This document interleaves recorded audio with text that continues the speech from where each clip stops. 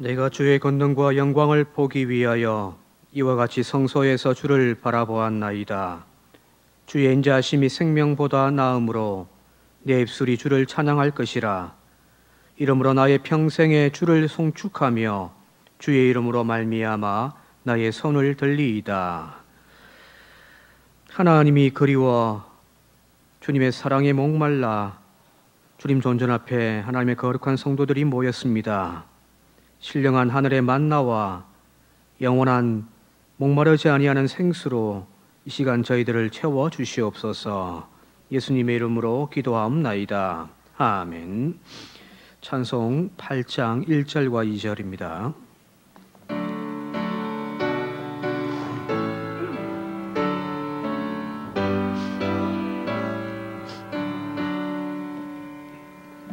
거룩 거룩 거룩 전능하신 주님, 이른 아침 우리 주를 찬송합니다.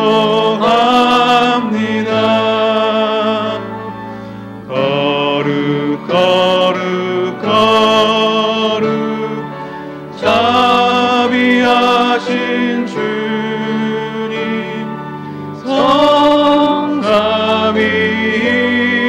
성삼위일체 우리 주로다.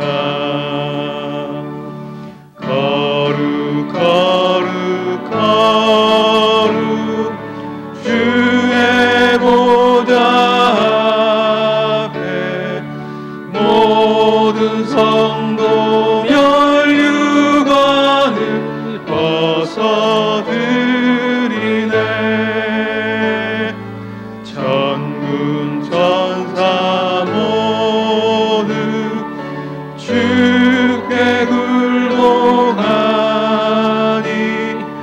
영원히 위에 계신 주로다.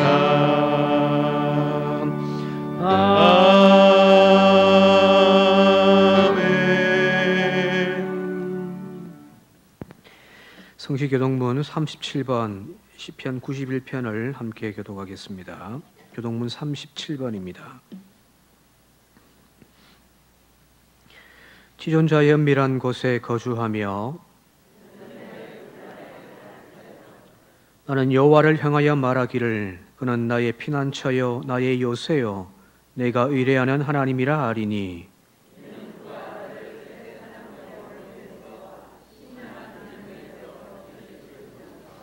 그가 너를 그의 깃으로 덮으시리니 네가 그의 날개 아래 피하리로다. 천명이 내 왼쪽에서 만명이 내 오른쪽에서 엎드러지나 그가 너를 위하여 그의 천사들을 명령하사 하나님이 이르시되 그가 나를 사랑한즉 내가 그를 건지리라. 그가 내 이름을 안즉 내가 그를 높이리라. 아멘. 신앙 고백드립니다.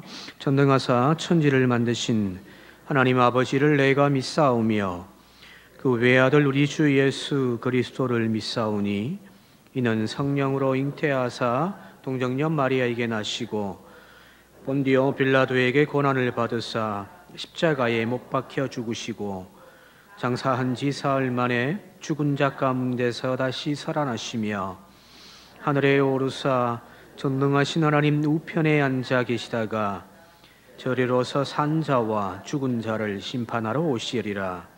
성령을 믿사오며 거룩한 공예와 성도가 서로 교통하는 것과 죄를 사하여 주시는 것과 몸이 다시 사는 것과 영원히 사는 것을 믿사옵나이다. 아멘. 찬송 212장입니다. 찬송가 212장.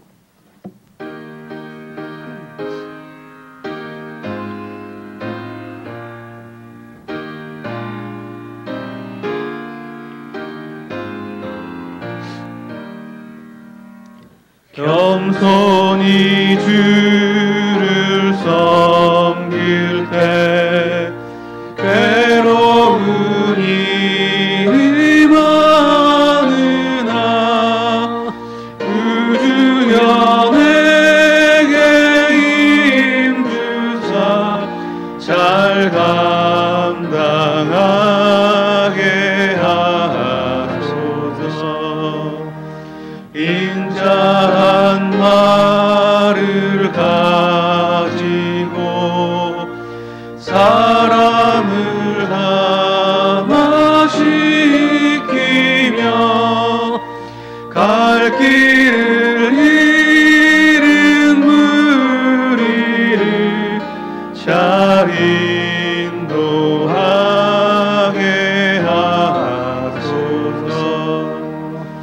그 주의 귀한 인내를 깨달아 알게 하시고 굳건한 믿음 주셔서 늘 승리하게 하소서.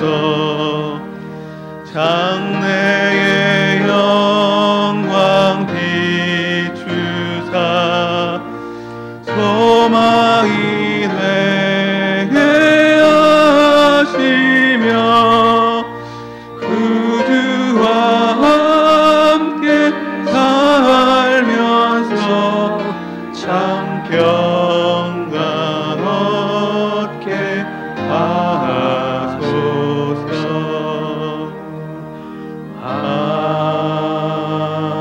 아멘.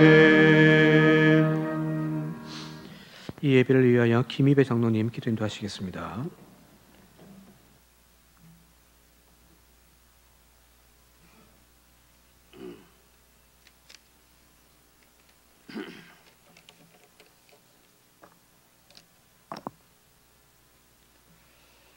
천지 만물을 운행하시는 하나님, 이 거룩한 주일에 예배를 드려오니 이 시간을 통하여 하나님께 영광 돌리게 하시고 우리의 예배가 가장 깊은 시간이 되게 하옵소서. 주님, 코로나19로 인해 그동안 우리 성도님들 마음고생을 하며 예배당에 모이지 못하고 가정 예배를 드리고 있는 성도님들이 많이 있습니다. 아무쪼록 우리 지역사회 항산 방치를 위해 기본 예방수칙을 지키는 우리 그것보다 중요하므로 이를 실천하여 국가적인 위기 속에서 잘 이겨내는 저희 성도님들이 되기를 원합니다. 사랑의 주님, 이 시간은 육신의 병으로 고통받는 자 있습니다. 고통과 상처받은 자들이 주님의 말씀을 듣는 순간 육신의 병이 치료되게 하시고 상처받는 영혼이 위로와 힘을 얻을 수 있도록 인도하여 주옵소서. 오늘 또 이 시간 말씀을 전하실 목사님께 복음 중에 복음, 천국의 소망을 들을 때에 우리의 심령이 도전받아 잠잤던 영혼이 깨어나는 역사가 일어나게 하옵소서. 하나님 아버지, 지금 이 세상은 밤과 같이 어둡고 험한 세상이 오니 저희들이 이 어둠을 이겨내고 밝은 빛으로 승리하게 도와주옵소서. 이 예배를 주님께서 홀로 받아주시고 저희들에게 한량없는 은혜를 베풀어 주옵소서. 영혼 구원의 사명 또한 잘 감당할 수 있는 우리 교회가 되게 이끌어 주시옵시고 이 예배가 하나님께 영광이 되어 성령으로 감화되는 역사가 일어나게 인도하여 주옵소서. 거룩하신 예수님의 이름으로 감사하며 기도 드리옵나이다.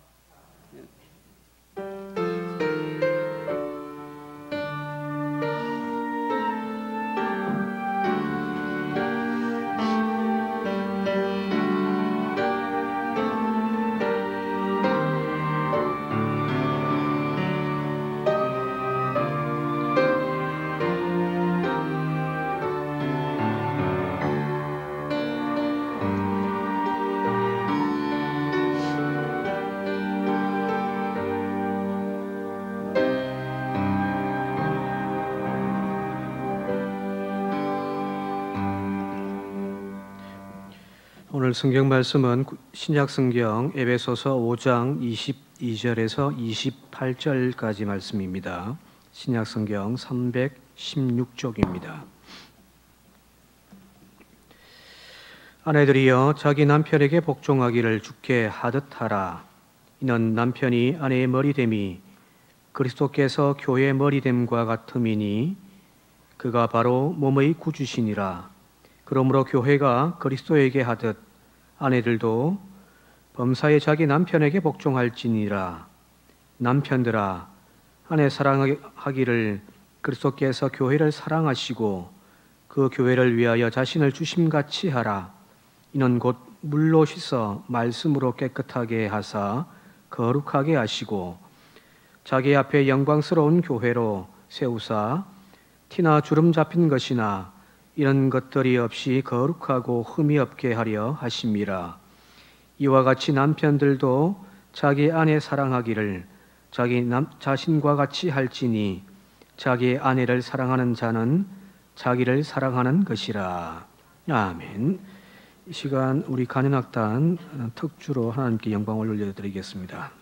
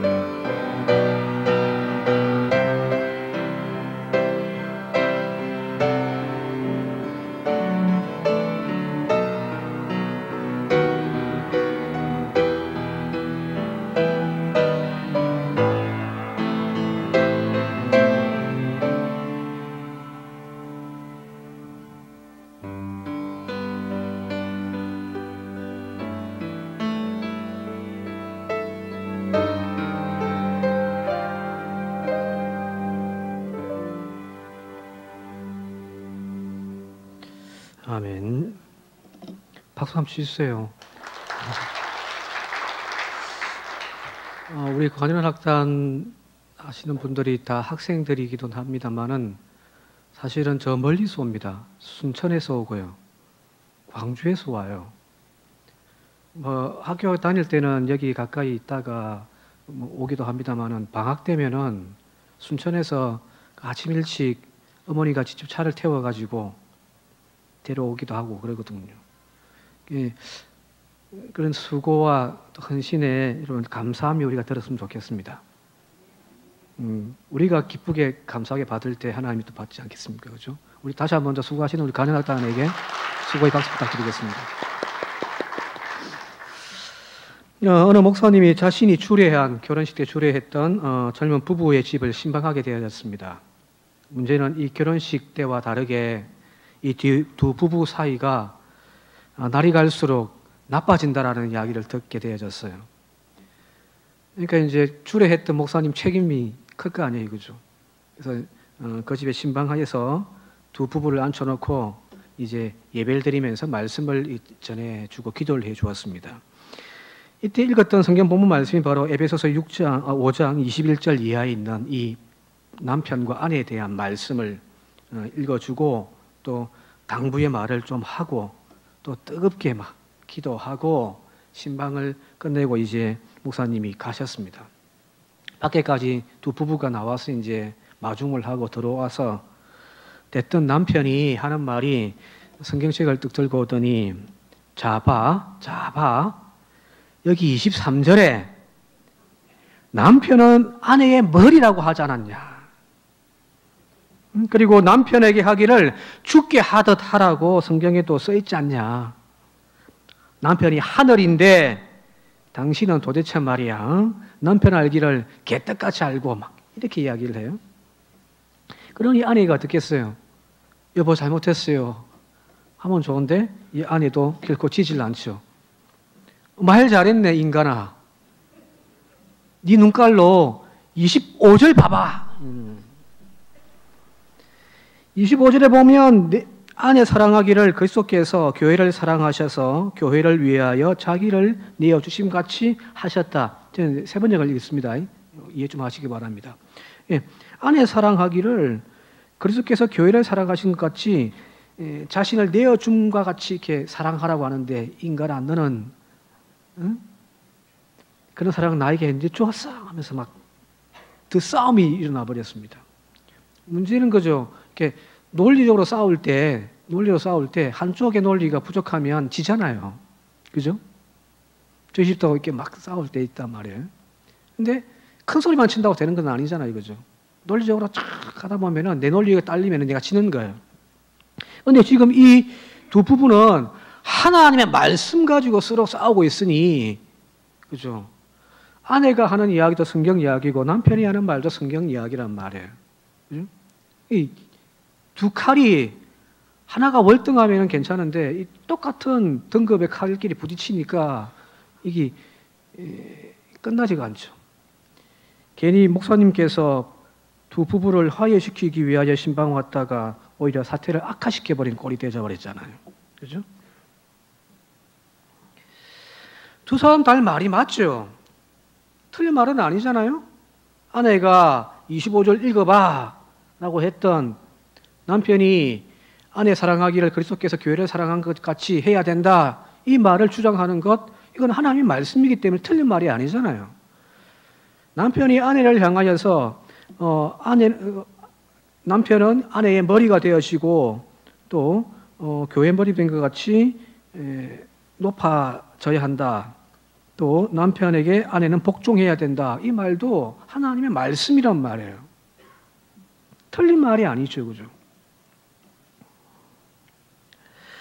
그런데 여기서 또 중요한 것은 뭐냐면은 그 말 자체가 옳으냐 그르냐의 문제가 아니라 사실은 그 말을 누가 해야 하는가, 두 번째는 그 말을 누가 들어야 하는가입니다. 자, 무슨 말이냐면은 오늘 이 말씀, 오늘 읽은 성경 봉독 말씀, 두 부부가 가지고 싸웠던 이 본문 말씀은 누가 하신 말씀이에요? 누가 하신 말씀입니까? 마스크 쓰고 있으니까 작게 이야기해도 괜찮아요. 예, 바울이라고요? 바울도 맞을 수 있죠. 그렇죠? 지금 바울이 편지를 적었으니까 에베소 교회에다가. 그러나 바울을 통하여 하나님이 하시는 말씀이잖아요. 하나님의 말씀이란 말이에요. 그러므로 아내가 할 말이 아니에요. 반대로 남편을 향하여 아내가 할 말이 아니듯 남편이 아내를 향하여 할 말도 아니란 말이에요. 이것의 주체는 철저하게 하나님이셔야 합니다. 하나님의 말씀을 이 두 부부는 어떻게 했냐면 하나님의 말씀을 자기를 변명하고 나를 내세우고 남을 질타하기 위하여 하나님의 말을 끌어들여 쓴 거잖아요. 그죠? 아내가 보니까 하나님 말씀이 이런데 그대로 살지 않았단 말이에요. 그래서 그걸 질타하기 위하여 자기를 주장하기 위하여 하나님의 말을 끄집어들여서 자기가 말하고 있을 뿐이죠. 자기 말이죠. 아내도 마찬가지고요. 그죠? 그래서 설교를 하고 있단 말이에요. 아니에요. 이 말의 주체는 철저하게 하나님이셔야 합니다. 내가 하나님의 말씀을 내 마음대로 끄집어들여가지고 내 주장을, 내 논리를, 내 입장을 주장하고 내세우기 위하여 사용되어서는 안 된단 말이에요. 하나님이 하셔야 돼요. 두 번째는요. 더 중요한 것이 있습니다. 그건 바로 듣는 건데요. 누가 들어야 하느냐 말이에요.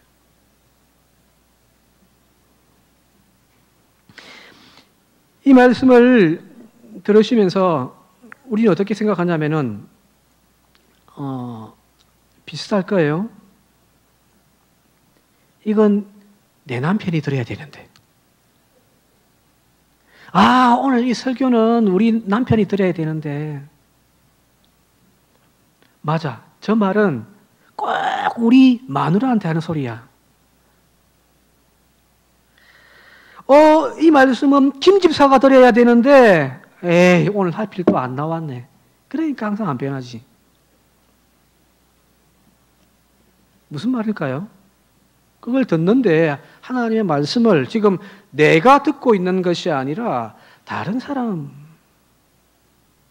투영시키고 있잖아요. 그죠? 하나님이 지금 나에게 말씀을 하고 계신데 그 말씀을 나에게 안 듣고 다른 사람에게 투영시켜버리는 거죠. 문제는 자신이 들어야 할 말인지 남이 들어야 할 말인지를 구별을 못하더란 말이에요. 하나님 지금 나에게 해시가라고 하면서 쭉 이야기를 하시면 그건 누가 들어야 돼요? 제가 들어야 되는 거예요. 그죠? 판순아 하고 시작하면서 하나님 말씀하셨다면 누가 들어야 돼요? 판순이가 들어야 되는 거죠. 그죠? 내가 들을 필요 없잖아요. 그 사람에게 하는 이야기니까. 이걸 구별을 할 줄 알아야 된단 말이에요.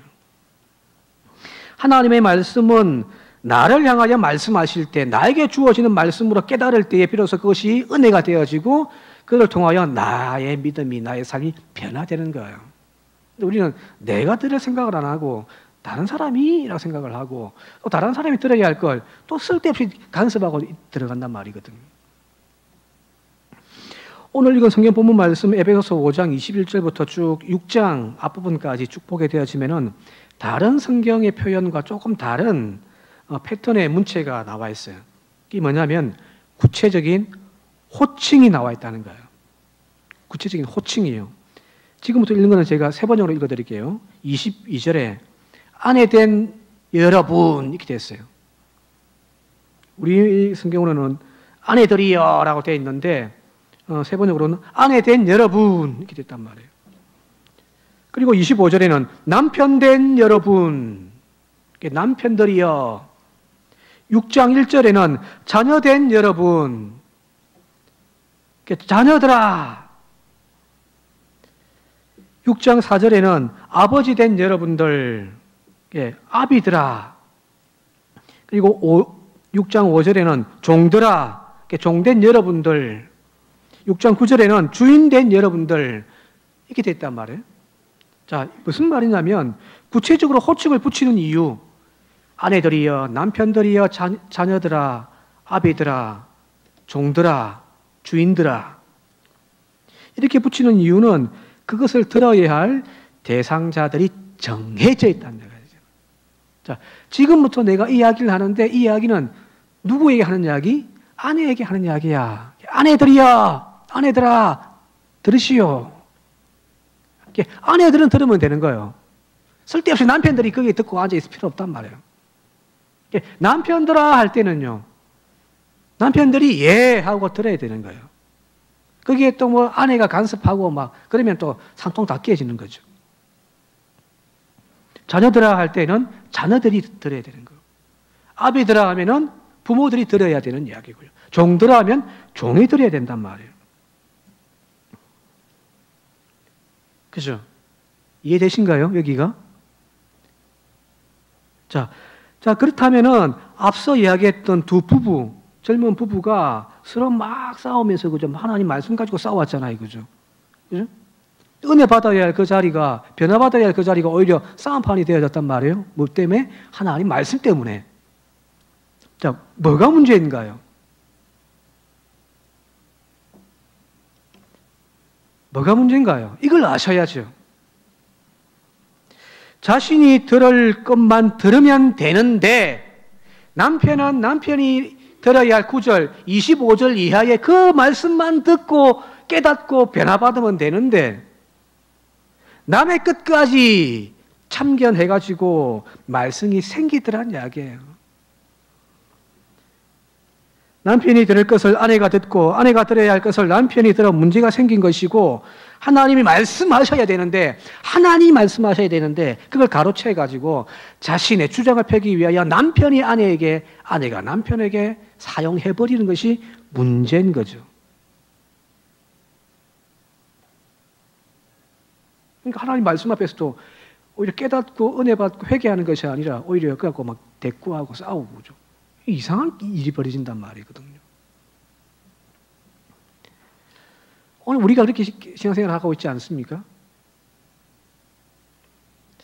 오늘 다 마스크 쓰고 계신데, 그죠? 그동안 코로나 때문에 예배를 멈추고 온라인 예배를 대신해서 드릴 때 했던 그 공동기도문, 예배 중간에 하는 공동기도문에 제가 참 많이 은혜 받았고 또 이렇게 죄책감을 느꼈던 기도문 하나가 있어가지고 올려서 함께 기도하기도 했는데 그 중에 그런 부분이죠. 코로나 때문에 많은 일상의 불편들을 통하여 깨달음이 있습니다. 그 중에 하나가 마스크를 쓰고 있으니 숨쉬기도 힘들고 말하기도 불편합니다. 저도 사실은 마스크 쓰고 해야 되는데 써버리면 소리가 잘 안 나니까 죄송합니다. 이해 좀 해주시고요. 마스크 쓰고 있으니까 불편하잖아요. 이 불편함을 통하여서 깨닫는 것이 있더란 말이에요. 뭐요? 그동안 너무 쓸데없는 말들을 많이 하며 살았구나. 오히려 필요 없는 말들, 많은 사람들에게 상처 주었던 말들 하나님이 입 다물라고 우리에게 마스크를 씌우셨다.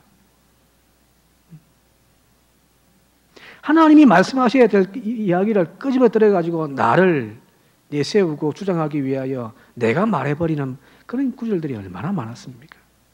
그런 신앙생활, 그런 가정생활 우리는 해오지 않았습니까?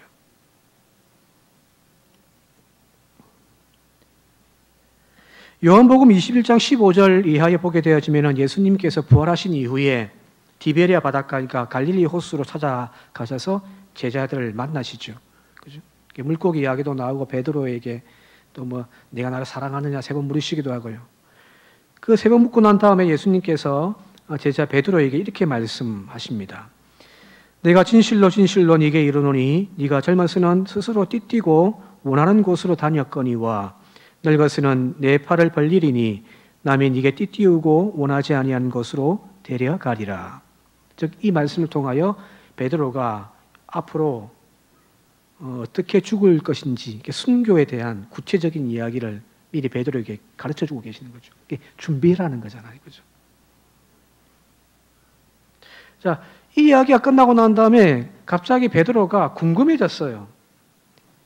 이제 성경 보면은 이 두 사람이 이제 길을 가면서 이렇게 이야기를 서로 나누었는데 그 뒤쪽에 따라오던 여기 예수님의 사랑하는 제자라고 되어 있어요. 요한복음에는 이게 이제 자신의 이름을 거론하지 않습니다. 그게 아마 사도 요한일 거예요. 이 글을 적고 있는 사도 요한 자신을 이제 그냥 예수님이 사랑하는 제자 이렇게 표현해놨거든요.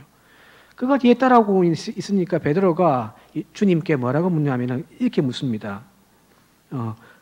저 사람은 주님, 저 사람은 어떻게 되겠습니까?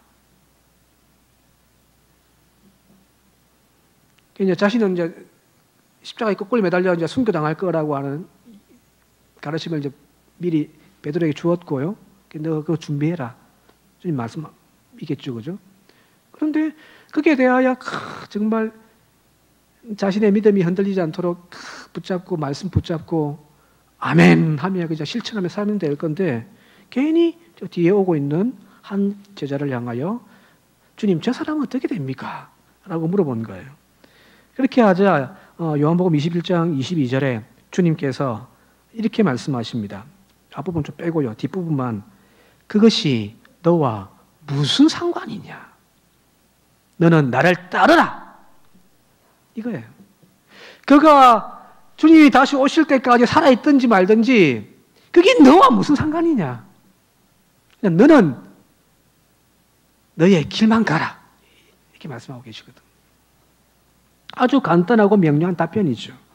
그 사랑하는 제자, 그 사도 요한이 어떻게 되든지 그게 베드로와 무슨 상관이 있습니까? 문제는 베드로는 베드로 자신의 길을 가면 되는 거예요. 아멘 하며 가면 되는 거란 말이에요. 우리는 자기 길은 갈 생각은 안 하고 다른 사람들 강습하기에 바쁘단 말이에요.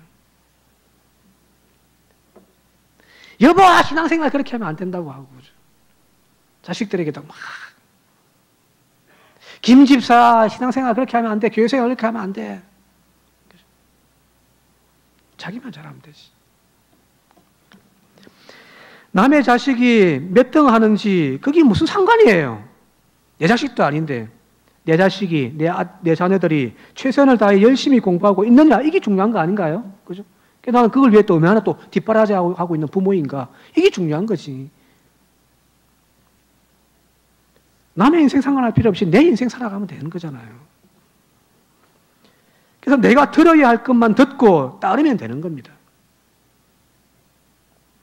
성경에 등장하는 바리새인들, 예수님의 많은 힐날과 저주의 이야기까지 들었던 그 인물들, 그것들이 바로 바리새인들인데요. 그들의 신앙의 열정을 주님 눈으로 봤을 때도 사실은 모자람이 없는 사람들이거든요. 오히려 더하면 더했죠.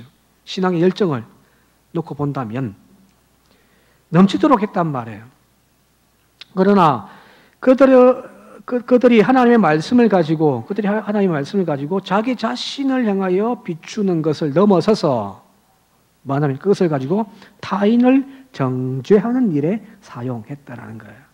그러니까 주님 봤을 때 바리새인들이 열정을 가지고 안식일을 지키고 또 뭐 11조를 하고 금식 기도를 하고 하는 것에 대해서 주님이 이게 잘못됐다고 이야기하는 것이 아니란 말이에요.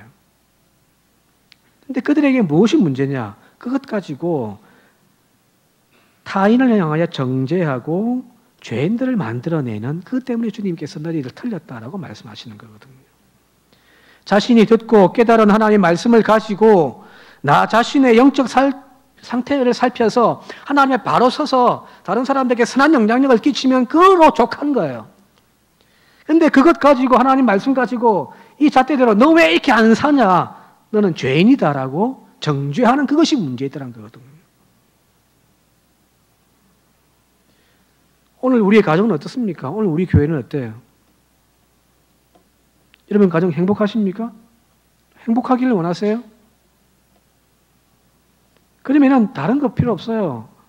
주님, 저 인간 좀 변화시켜 달라고 물론 기도도 하셔야 되겠지만 그것조차도 내려놓읍시다. 그 욕심조차도요.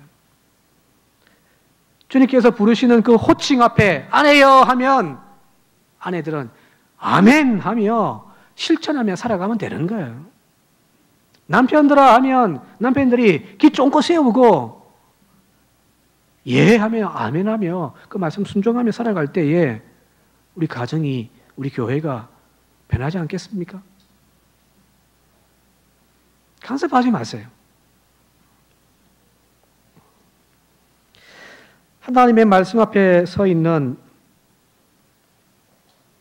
이렇게 하나님 말씀 앞에 남을 세우지 말고, 다른 사람을 세우지 말고, 이 시간 들을 때, 오늘 김집사가 들어야 되는데, 오늘 우리 남편이 들어야 되는데, 그렇게 생각하지 말고, 하나님 말씀 앞에 내가 설 수 있기를 바랍니다.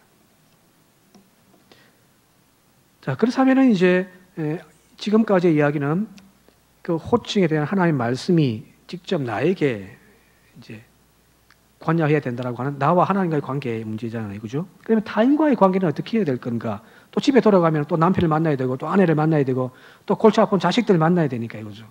이들과 관계를 어떻게 해야 될까? 즉 남편은 아내에게, 아내는 남편에게, 부모는 자식에게, 자녀는 부모에게, 종은 주인에게, 주인은 종에게 어떻게 대해야 하는가?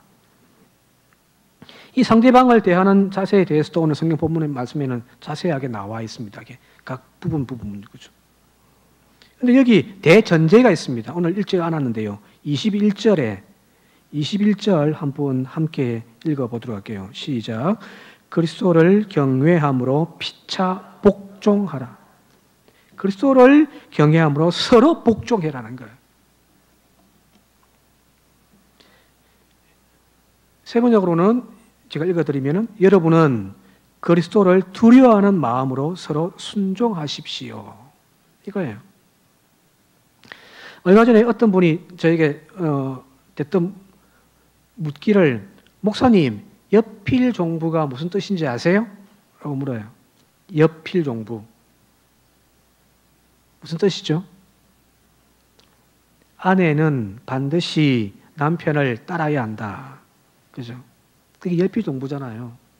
그러니까 이제 조선시대의 어떤 유학사상에 의해서 이제 남성 우월주의에 남자가 시키면 여자는 예 하고 따라가야 된단 말이에요. 그죠? 이게 본래 그런 뜻인데, 이렇게 그런 의미 아니에요. 이야기했더니 이분이 하는 말이, 목사님 틀렸어요. 라고 이야기를 합니다. 그럼 뭔데요? 라고 물으니 그분이 하는 말이, 자, 이렇게 이야기합니다. 여필종부의 뜻이 여자는 필히 지아비를 종처럼 부려야 한다. 뜻이 바뀌었답니다. 여자는 반드시 지아비를, 자기 남편을 종처럼 부려야 한다. 세상이 바뀐 걸 반영한 거죠. 여기에 순종한다는 뜻, 이 순종한다는 것이 서로 순종하라는 것입니다. 아내는 남편에게 순종하고 남편은 아내에게 복종하고 순종해라는 거잖아요. 그죠? 여기 순종한다는 말이 히라보로 히포타스라고 하는 단어거든요. 히포타스. 이 단어의 본래 뜻은 뭐냐면은 세워주다 이런 뜻이거든요. 아내가 남편을 세워주는 거예요. 자식들 앞에서 너게 애비 때문에 내가 못 살겠다. 이건 깎아내리는 건데 오히려 세워주는 거예요. 남편은 아내를 세워주는 거죠. 부모가 자식을 향하여 맨날 잔소리하고 흉만 보고 막 욕할 것이 아니라 그 부족한 자식이지만 세워주는 일, 그게 순종, 복종이거든요. 목사는 장로님들과 교인들을 세워주는 거죠. 우리 교인 잘한다. 우리 장로님들 최고다라고 박수치고, 장로님들도 목회자를 막 세워주고 교인들을 세워주는 거죠. 교인들도 마찬가지예요. 우리 장로님 최고다. 밖에 나가서 그렇게 자랑하고 다니면 그 교회가 은혜가 넘치지 않겠어요? 서로 세워주는 일들 감당하는 것이 인간관계예요. 남자와 여자, 부부 관계, 자녀와 부모 관계, 종과 주인 관계. 그런데 그 중심의 핵심은 뭐냐면은 서로 섬겨주되 세워주되, 그 핵심은 뭐냐면은 바로 주님이셔야 한다는 이야기예요. 그리스도 안에서, 주님 안에서예요. 오늘 성경 본문 말씀에 아내들아, 남편들아, 자녀들아, 아비들아, 종들아, 주인들아 쭉 하면서 계속해서 반복되게 나오는 단어들이 또 하나 있어요. 22절에 보면은 세 번째로 제가 읽어드릴게요. 아내 된 여러분, 남편에게 하기를 주님께 하듯 하십시오. 자, 이게 아내들아, 네가 그동안 그렇게 기도하면서 욕했던 그 남편 어떻게 대해라고요? 주님께 대하듯 대해라는 거예요. 그리고 25절에 남편 된 여러분 아내를 사랑하기를 그리스도께서 교회를 사랑하셔서 교회를 위하여 자신을 내어주심과 같이 그렇게 아내를 사랑하십시오. 주님처럼 하라는 이야기예요. 그죠? 6장 1절에 자녀들아 주 안에서 여러분들의 부모에게 순종하십시오. 여기서 주 안에서.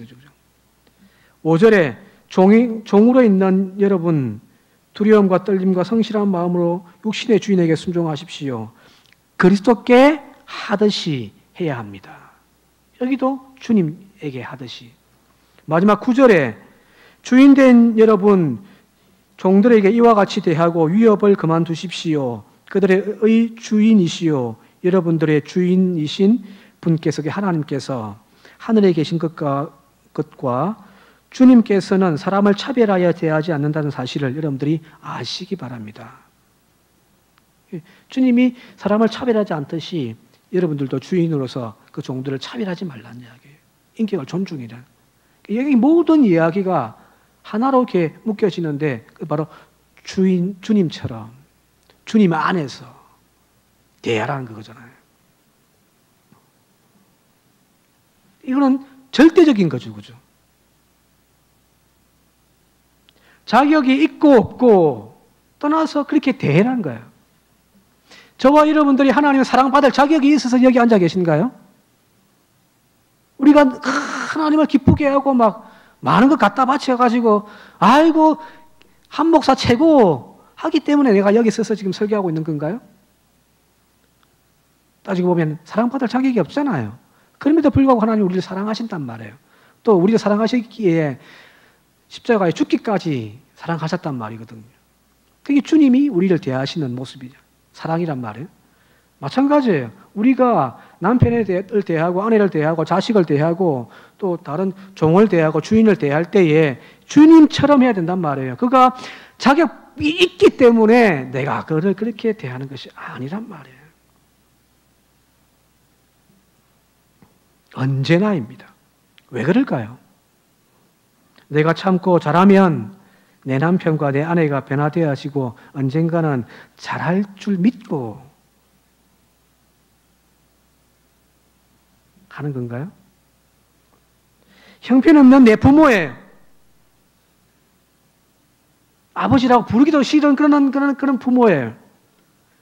자격 없는 부모지만은 공경하다 보면은 내가 잘하다 보면은 언젠가는 그 자녀에게 자랑스러운 부모로 변화될 줄 믿기 때문에 지금은 못난 자식이에요. 늘 말씀만 피워요.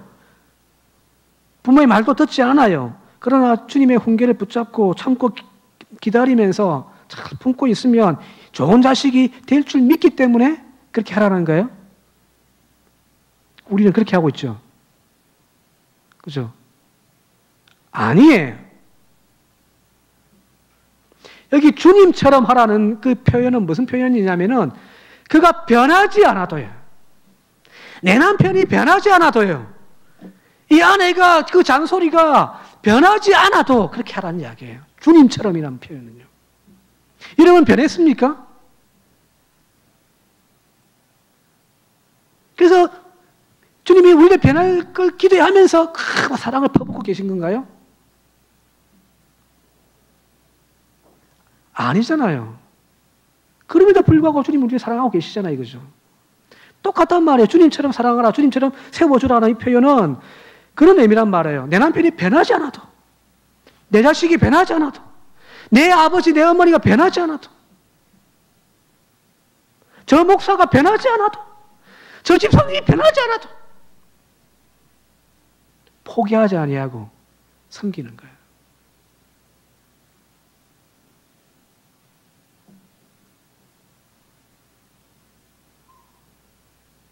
서두에서 말씀드렸듯이 그것은 우리가 말할 것도 아니요 오직 하나님 앞에 우리가 듣고 귀 기울이며 서야 하는 거죠.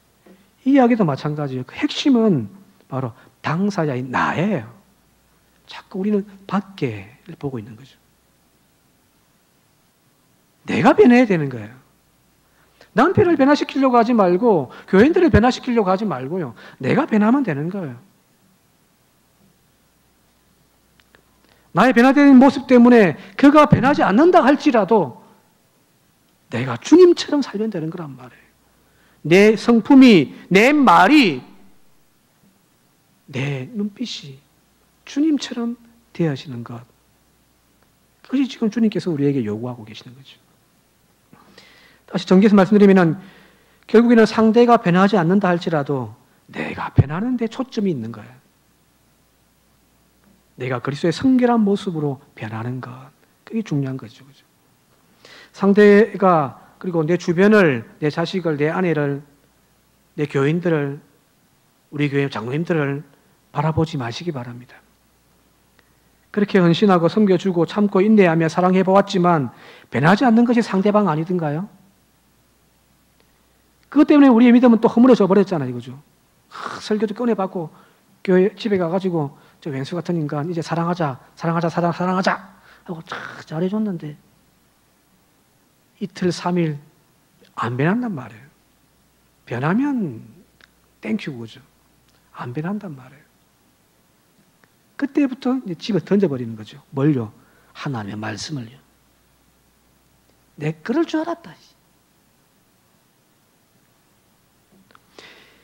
상대도 안 변하지만 나도 안 변하는 거죠. 신앙의 발전이 없는 거죠.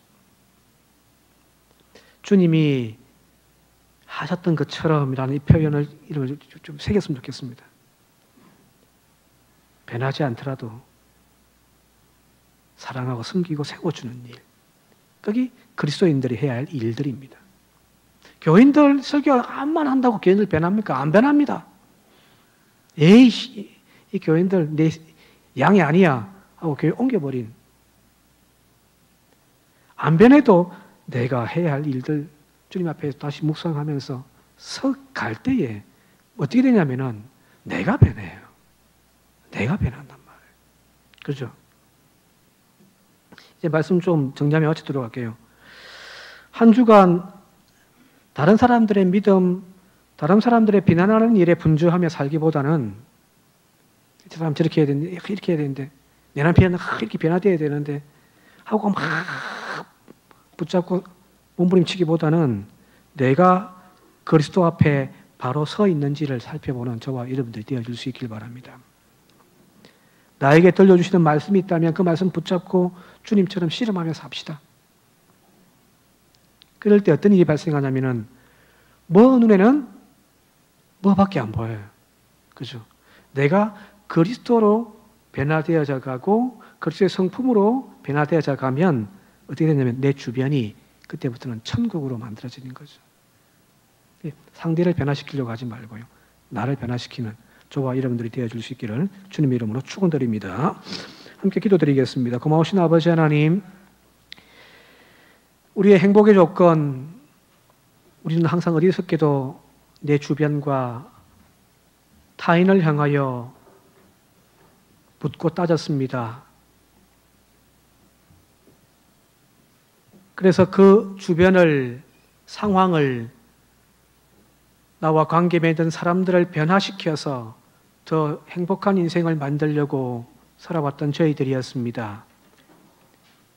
그렇게 살지 않는 그들을 향하여 비난하기도 하고 불평하기도 하고 또 그들을 위하여 기도하기도 했지만 정작 내가 변할 생각은 하지 못했음을 주여 용서하여 주옵소서.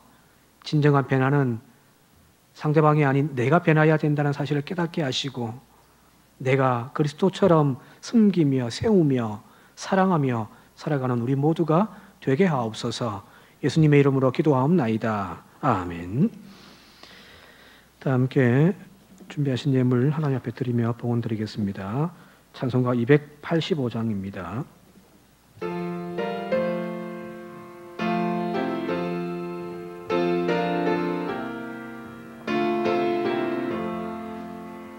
주의 말씀 받은 그날 참 기쁘고 복되도다. 이 기쁜 마음 못 이겨서 온 세상에 전하노라. 기쁜 날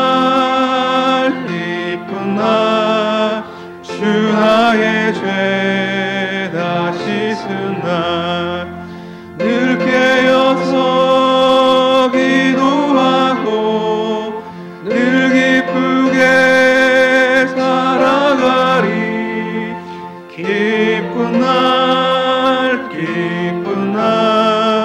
주 나의 죄 다 씻은 날 이 좋은 날 내 전환도 새 사람이 되었으니 이 몸과 마음 다 바쳐서 영광의 주를 섬기리.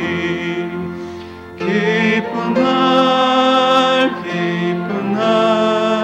주 나의 죄 다 씻은 날 늘 깨어서 기도하고 늘 기쁘게 살아가리. 기쁜 날 주 나의 죄 다 씻은 날 새 사람 된 그날부터 평안한 마음들이 있어서 이 복된 말 전하느니 나의 본분 삼았도다. 기쁜 날 주 나의 죄 다 씻은 날 늘 깨어서 기도하고 늘 기쁘게 살아가리.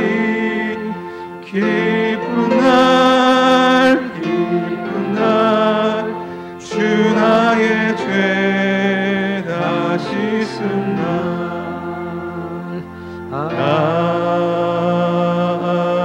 아멘. 기도하겠습니다. 지난 한 주간도 저희에게 건강의 복을 주셔서 우리의 몸의 수고와 땀 흘리는 삶을 허락하여 주심을 감사함을 드립니다. 하나님 앞에 드려지는 그 제물은 흠이 없어야 함을 우리에게 가르쳐 주셨음을 저희들 명심하게 하옵소서. 이 시간 우리가 주님께 드려지는 이 예물과 이 예배가 탐욕으로 물든 물질로 또한 그 마음으로 하나님 앞에 드리는 예배가 예물이 되어지지 않도록 주여 도와주시옵소서. 쓰다남은 시간, 쓰다남은 물질로 하나님의 이름을 경홀히 여김받게 하는 어리석은 저희들이 되어지지 않게 하옵소서. 언제나 내 삶에 가정한 소중한 것들을 그 크기와 양에 상관없이 하나님 아버지께 드릴 수 있는 우리의 믿음이 되게 하시고 또 그렇게 성별된 우리의 삶을 살아갈 수 있도록 주여 도와주옵소서. 부자처럼 많이 드렸다고 교만한 손길 되지 않게 하시고 과부처럼 하나님 적은 것들이여 부끄러워 고개 숙이고 있는 저희들이 되어지지 않게 하옵소서. 온전히 하나님 앞에 흠량하게 합당한 물질이 되어지도록 흔들어 축복하여 주시기를 소망합니다. 아버지 하나님, 한 주간도 세상 풍조에 흔들리지 않게 하시고 무엇보다 물질의 생활, 건강의 생활 지켜주시어서 하나님의 은혜 안에서 한 주간도 살아가는 우리 모두가 되게 하옵소서. 예수님의 이름으로 간절히 기도하옵나이다. 아멘.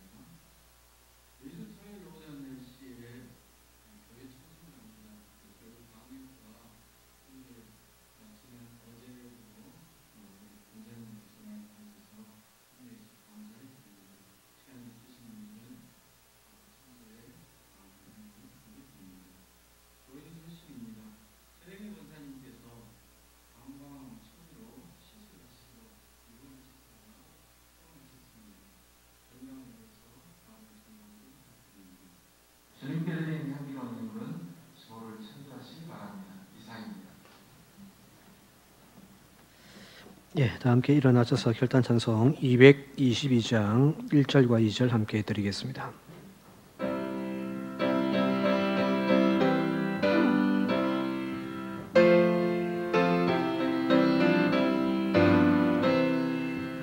우리 다시 만날 때까지 하나님이 함께 계셔 은혜로서 인도하며 도와주시기를 바라네. 다시 만날 때 예수 앞에 만날 때 다시 만날 때 그때까지 계신 바라네.